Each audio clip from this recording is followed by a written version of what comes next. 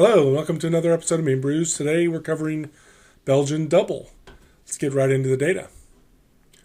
I found 32 Belgian Dubbel recipes, 3 best of show, 5 gold, 10 silver, 7 bronze, and 6 award winning.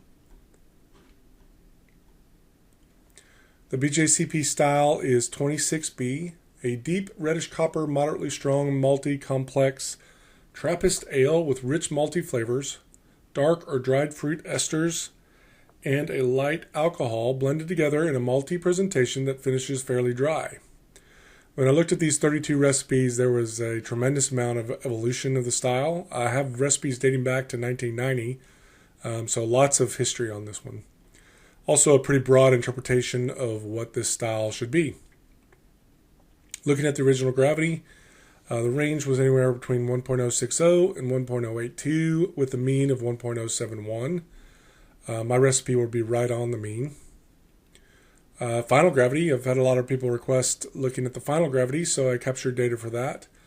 Anywhere between 1.005 and 1.026, pretty sweet, with a mean of 1.014. My recipe is going to be a little under the mean, 1.011. That's mainly due to the mash profile I'm using.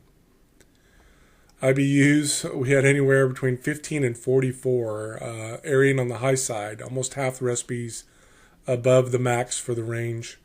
The mean was 23, and I'll be at 25 because we're seeing some evolution with this style, with the Pearson's correlation coefficient of 0.25, of the IBUs increasing over time to around 25 IBUs.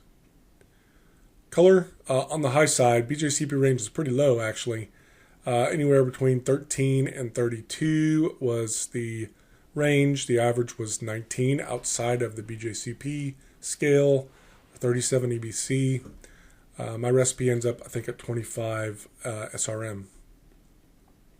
Malt percentages, 80% base malt was the average, followed by adjuncts at 8%. Crystal at 6.4, toast at 4.6, and some roast malt, probably for color, at 1.1.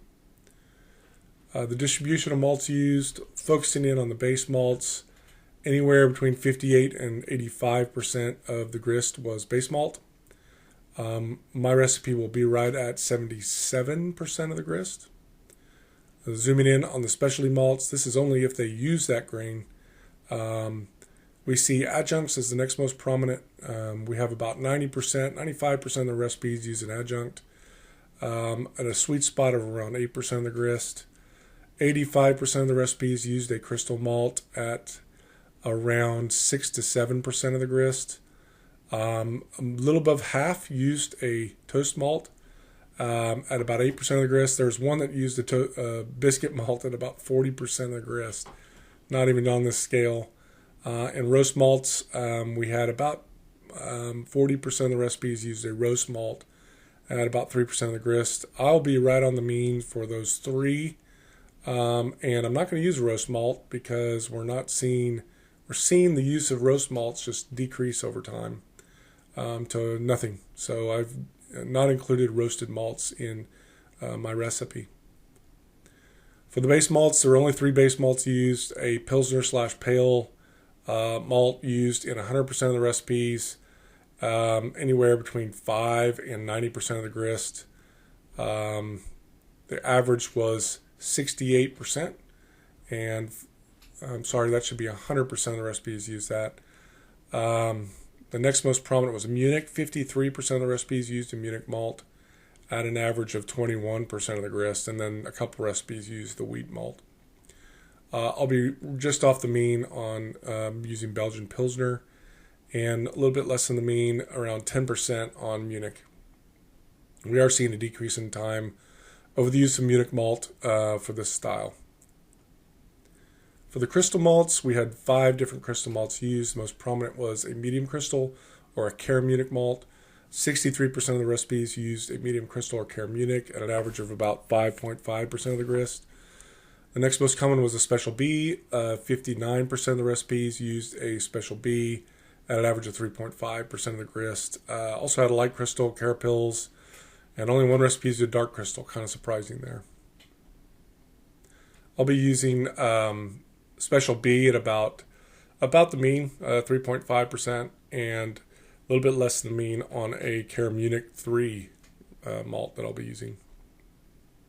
We are seeing an increase in the use of Special B. I'm at 3.5, but it is increasing to about 5. I didn't want to go above the mean on the crystal malts, which is why I'm not increasing my Special B usage on my recipe. Toasted malts, two most prominent, aromatic malt and a biscuit. This was the biscuit that went all the way up to here, or Victory malt. 31% of the recipes used aromatic at an average of 5.6% of the grist, but all the way up to 22. Biscuit was the next most prominent, with about a quarter of the recipes using biscuit. I'm going to be using aromatic at about 8%, a little bit above the mean here. Roast malts, chocolate or Carafa Special was the most prominent. I'm not sure if I put that. 28% of the recipes use a chocolate malt and an average of 2.4. We also had black or black patent, really small percentages here, or a brown malt or a coffee malt. I won't be using a roast malt, as I discussed previously. Again, to follow that trend, we're not seeing we're seeing less and less usage of chocolate or Carafa malts in recipes these days. Lots of adjuncts to use. I'm not sure where that popped in, but most prominent are amber candy sugar, which is the black curve at about a third of the recipes, or dark candy sugar. Lots of liquid syrups and sugars used as adjuncts here. Not a lot of flakes. I will be using amber candy sugar at about 3.5% and dark candy sugar at about 4.8%. Actually, I think that's 3.8. You'll see at the end where I used it in my recipe. I think that star is off. We're seeing a decline in the amount of candy sugar used. Not a huge decrease, but from about 8 to 10 to about 2/3 of that for both of those. Bittering hops used, I think there's 14, not 4. Most prominent was Goldings. I didn't differentiate between East Kent and Styrian because most of the older recipes just said Goldings, so I grouped them all together. 41% of the recipes used Goldings here, followed by Howler, or Fuggles, or Sots, or Pearl. That encompasses 3/4 of the recipes. I'll be using a Styrian Goldings for my recipe. Flavor hops, again, Goldings, the most prominent, followed by Sots, Tet, Hersbrucker, Howler. A lot of continental European hops here. And I'll be using Goldings again, Styrian Goldings. Aroma hops, 7 aroma hops used. Sots was the most prominent, followed by Fuggles, Goldings, Willamette, Hersbrucker. And I'll be using Sots for my recipe. All right, for the rate of hop additions, a pretty big swing. Order of magnitude between the high, low. Flavor hops anywhere between 0.04 ounce per gallon to 0.25. Both of these, the sweet spot about 0.14 for the flavor and aroma hop additions. 50% of the recipes, or about half the recipes, used either one or the other or both of these hop additions. And I'll be using right at the mean for the aroma hops and above the mean for the flavor hops at about 0.18. And the reason is we're seeing an increase in the amount of flavor hops used over time. Lupulin shift again hits another style, so more and more people are adding more flavor hop amounts to this style. Mash type, vast majority were some sort of step mash, either a step or decoction, and the minority used a single infusion mash here. So I'll be using a step mash for my recipe. For those steps, there were 3 used. A protein rest at an average of 127 Fahrenheit or 53 Celsius for an average of about 23 minutes. The beta rest was an average of 145 Fahrenheit or 63 Celsius for 41 minutes. And the main saccharification rest at 154 Fahrenheit or 68 Celsius for just under an hour. I'll be using right in the mean for the protein rest, a little bit above the mean for the beta, and right at the mean for the alpha rest. We're seeing some change in times and temperatures for some of these rests. We'll start with the durations, how long they are.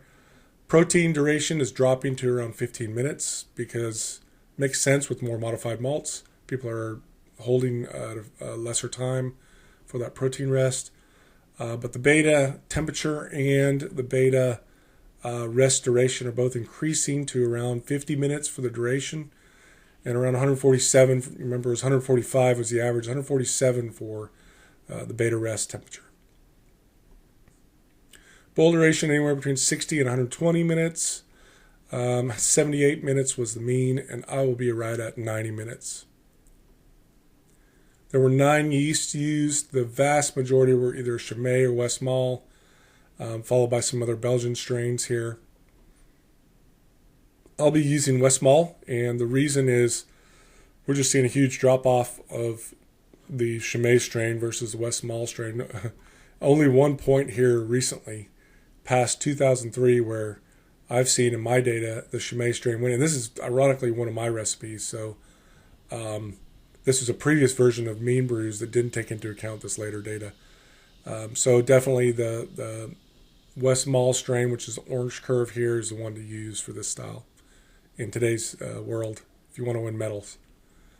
Water chemistry, not a lot of data, but we did have some. 46 calcium, 4 magnesium, 20 sodium, 48 sulfate, and 63 chloride to the malty side, but pretty balanced actually. Fermentation temperatures for all the yeast used, anywhere between 61 and 73 were the temperatures. For the 2 most prominent strains, the red curve is the West Malt, which is fermented a little bit cooler than the Chimay strain. The average for all strains was 68 Fahrenheit or 20 Celsius. I'll be using again the West Malt strain, and I'll be fermenting at 66 Fahrenheit. I don't know, what is it, 19 Celsius around there. Average carbonation volumes was 3 volumes, so use high pressure Belgian bottles and bottle condition, and the average mash pH was 5.4. All right, on to the Meanbrews recipe. Again, we're starting with about 66% of the grist is Pilsner malt, Belgian Pilsner if you can get it, followed by about 10% Munich. For the crystal malts, we have Special B at 3.4 and Care Munich 3 at 3.8. For the toasted malts, aromatic at 8.3% of the grist. And then I'm splitting the candy syrups into the 2 most prominent, using D180 at 5% and D45 candy syrup for at about 3.2%. These will go in the primary and not in the boil, not in the kettle. For the hops, Styrian Goldings, about 12 IBUs at 60 minutes. We're going to do about 0.18 ounce per gallon or 1.35 grams per liter of Styrian Goldings at 15. We're going to do 0.14 ounce per gallon or 1.05 grams per liter of Sots at 5 minutes for my aroma addition. And we're going to pick the West Malt yeast. These are the brands of yeast for the major brands of, or these are the numbers for the yeast of the major brands that produce this style of yeast. So these are all the West Malt strains. Shooting for original gravity of 1.071 and 25 IBUs. The water profile we just went over. I won't go over it again.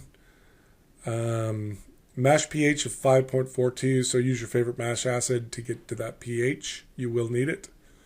We're going to do step mash at 127 Fahrenheit or 53 Celsius for 15 minutes, following that latest trend of reduction in time. 147 Fahrenheit or 64 Celsius for 50 minutes. This is our main saccharification rest. And then 154 Fahrenheit or 68 Celsius for 25 minutes. When I looked at the step mashes, this rest, that was the average duration. That's why you're seeing it's less than the data I presented previously. I'm going to mash out, sparge, and boil for 90 minutes. Chill to 64 Fahrenheit and pitch about a 2-liter starter for a 5-gallon batch. Ferment at 66 Fahrenheit for 7 days. There weren't a lot of people that let it ramp up, which was surprising for Belgian style. But as it finishes, do raise it up to around 70 Fahrenheit or 21 Celsius. Hold it there for a couple weeks. This is a big beer. You can even hold it longer. Don't worry about autolysis with this style. I wouldn't go over a month, but do let it sit on the yeast to help clean it up. Transfer it to a bottle. I'd recommend bottle conditioning. There's Belgian bottles with 3 volumes of CO2. You might need to use CBC1 or a bottling yeast to make sure that you consume all of those sugars at bottle conditioning. That's it for today's recipe. Next style, since cream ale was so close and actually is winning in my poll on YouTube, I will do cream ale for the next style. Don't forget, you can pick up this recipe kit at Bacchus and Barleycorn. Link is in the description of the video. Do check it out. There have been some good reviews on his kits that he produces with my recipes. It does a great job packaging liquid yeast, so probably the best I've ever seen in the business. So check them out, and please support supporter of this channel, Bacchus and Barleycorn. See you in a couple weeks. Goodbye.